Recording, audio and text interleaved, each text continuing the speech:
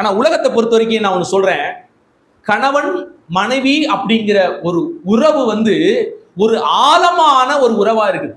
வேதம் அதை குறித்து என்ன சொல்லுதுன்னு கேட்டீங்கன்னா, கணவனும் மனைவியும் ஒரு உடலாக என்ன செய்யறாங்களா இருக்கிறார்கள். கணவன் மனைவிக்கு அதிகாரியாகவும் மனைவி கணவனுக்கு அதிகாரியாகவும் என்ன செய்யறாங்க இருக்கிறார்கள். ஒரு கணவனுடைய சரீரத்தின் முழு அதிகாரியாக யார் இருக்கிறா? மனைவி இருக்கிறார். ஒரு மனைவியினுடைய முழு சரீரத்திற்கும் அதிகாரியாக கணவன் என்ன செய்கிறாரு? இருக்கிறார். ஒரு ஆழமான உறவு, வெளியே இருந்து வர்ற ஒரு உறவு தான். நல்லா கவனிங்க. குடும்பத்துக்குள்ள இருக்கிற மற்ற உறவெல்லாம் ரத்த சம்பந்தப்பட்ட உறவா இருக்கும். ஒரு தாய் அவங்க ரத்த சம்பந்தப்பட்ட உறவு, ஒரு தகப்பன் ரத்த சம்பந்தப்பட்ட உறவு, பிள்ளைகள் ரத்த சம்பந்தப்பட்ட உறவு, சகோதரர்கள் சகோதரிகள் ரத்த சம்பந்தப்பட்ட உறவு. ஆனா ஒரு மனைவி மட்டும்தான் ரத்த சம்பந்தம் இல்லாம வெளியே இருந்து ஒரு குடும்பத்துக்குள்ள வர்றா. ஆனா நான் உண்மையை சொன்னா, மற்ற எல்லா உறவை விட மிக வலிமையான உறவாக மனைவி இருக்கிறார். ஒரு மிக வலிமையான உறவாக கணவன் ஒரு மனைவிக்கு என்ன செய்றா இருக்கிறார். வேதம் இதை சொல்லுகிறது. ஆனா இன்னைக்கு உலகத்துல இந்த கணவன் மனைவி உறவை பார்த்தீங்கன்னா ரொம்பவே கீழ்த்தரமாக அதை பாவிச்சு கேஷுவலா கடந்து போங்க.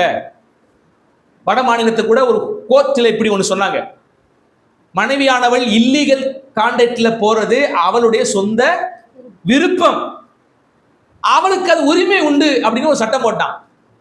அவள்லாம் மனுஷனா பிறந்தானா இல்லாட்டி அறிவோடு இருக்கிறானா அப்படிங்கிறது நமக்கு தெரியல.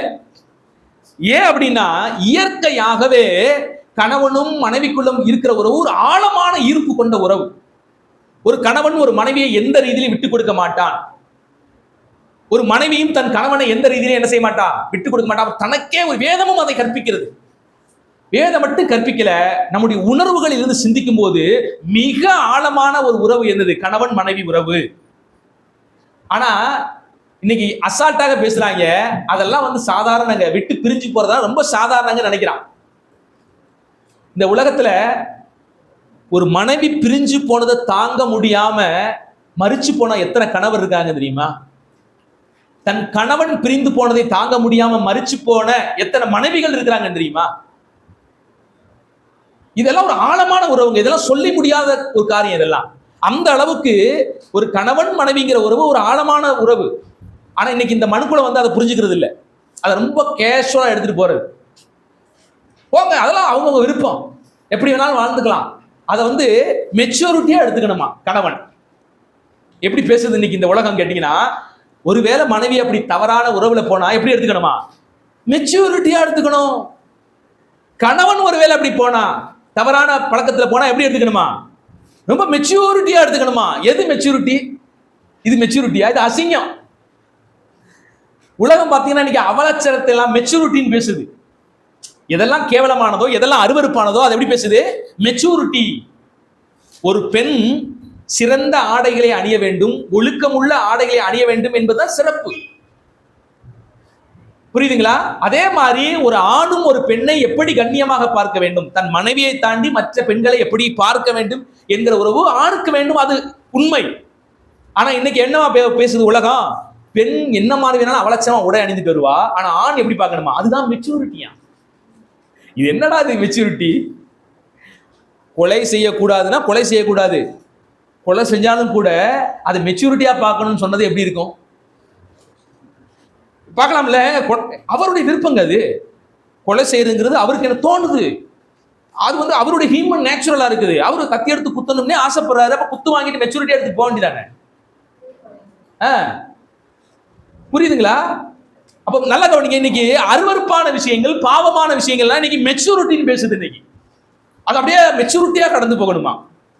ஐயா, சில விஷயங்களை மெச்சூரிட்டியெல்லாம் கடந்து போக முடியாது. இயல்பாகவே மனிதன் அப்படித்தான் படைக்கப்பட்டிருக்கிறான். ஒரு கணவன் தன் மனைவியை விட்டு அவ்வளவு அன்பு இருக்கும், அந்த இடத்துல பாசம் இருக்கும்.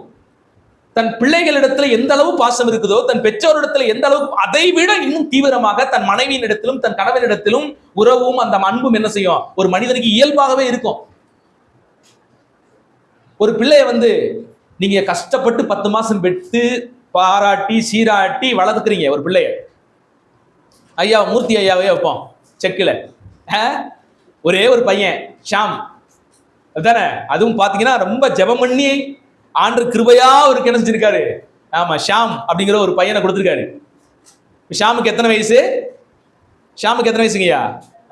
10 வயசு ஆச்சு. இப்ப திடீர்னு வெளியே இருந்து ஒரு ஆள் வந்து ஷாம கொஞ்சிறாரு. ஷாம நான் தான் அப்பா அப்படின்னு ஏதாவது ஒரு மயக்கம் பண்ணி ஏதாவது ஒரு சாக்லேட்டை கொடுத்து ஏமாத்தி கொண்டு போறாரு. இவர் மெச்சூரிட்டியா விட்டு கொடுத்துட முடியுமா? பரவாயில்லங்க, என்னை விட அவர் என்ன செய்யறாரு, ரொம்ப அன்பு செலுத்துறாரு, என்னை விட அவர்கிட்ட நிறைய சொத்து இருக்குது, என் பிள்ளைய நல்லா பாத்துக்குவாரு, விட்டுருவாரா? நீங்க விட்டுருவீங்களா உங்க பிள்ளைய? எவன் அதை செஞ்சானோ அவனை சும்மா செய்ய மாட்டான். ஏதோ ஆண்டுக்குள்ள நம்ம ஒரு சட்ட ரீதியா போகும். ஆனா உலகத்தில் இருக்கிறவெல்லாம் ஒண்ணு கூட தன் பையனை தன் பக்கத்துல என்ன செஞ்சிருவான். அது இயல்பாக ஒரு மனிதனுக்குள்ள இருக்கிற காரியம். தன்னுடைய பையன், நான் சொல்றேங்க, தன்னுடைய பையன் வேற ஒருத்தர் திருடிட்டு போறதுக்கு விட மாட்டோமோ, எந்த அளவுக்கு தன் பையனை காப்பாத்த தன்னிடமாய் சேர்க்க நீங்க முயற்சி செய்வீங்களோ அதை விட ஆழமாக ஒரு உறவு தான் கணவன் மனைவி உறவு. புரிஞ்சுக்கணும், இது இயல்பு. கணவன் சரியில்லை, மனைவி சரியில்லைன்னா இயல்பாக பிரிந்து போவதற்கு சில ஒழுக்கமான சட்டமான நெறிமுறைகள் உண்டு, அதை கையாளலாம், தப்பில்லை. அதுக்காண்டி கணவன் எப்பேற்பட்ட பாவம் செய்யாலும் சகிச்சுக்கிட்டு தான் வாழணுங்கிற இடத்துக்கு நான் போகல. மனைவி எந்த பாவம் செஞ்சாலும் சகிச்சுக்கிட்டு தான் வாழணும் அந்த இடத்துக்கு நான் போகல. சரிங்களா? அதுக்கான சில வழிமுறைகள் உண்டு. அவர்களை விட்டு பிரிந்து நாம் வேறொரு நல்ல காரியத்துக்குள்ளாக இணங்குவதற்கு சட்ட ரீதியான ஒழுக்க ரீதியான அநேக வழிமுறைகள் உண்டு. அது வேதத்திலும் உண்டு, சட்டத்திலும் உண்டு. ஆனா இயல்பாக ஒரு அன்பான கணவி, ஒரு அன்பான மனைவிக்குள்ள ஆழமான ஈர்ப்பும் அன்பும் இருக்கும். எந்த விஷயத்திலையும் கணவன் மனைவியை விட்டு கொடுக்க மாட்டாங்க. அப்ப அந்த விதத்துல துரோகம் செஞ்சுட்டு அது ரொம்ப கேஷுவலா மெச்சூரிட்டியா கடந்து போகணுங்கிற ஒரு எண்ணத்தை திணிப்பதே என்ன செய்யுது, அது மிகப்பெரிய கொடுமை, கொடூரம். சொல்ல போனா அது மனிதன் இயற்கைக்கு அப்பாற்பட்ட ஒரு காரியம். அது இயற்கைக்கே செய்யற துரோகம். சொல்ல போனா இயற்கைக்கே செய்யற துரோகம். செய்யற தப்பெல்லாம் செஞ்சுட்டு மெச்சூரிட்டின்னு போறான். அன்னைக்கு தவறு.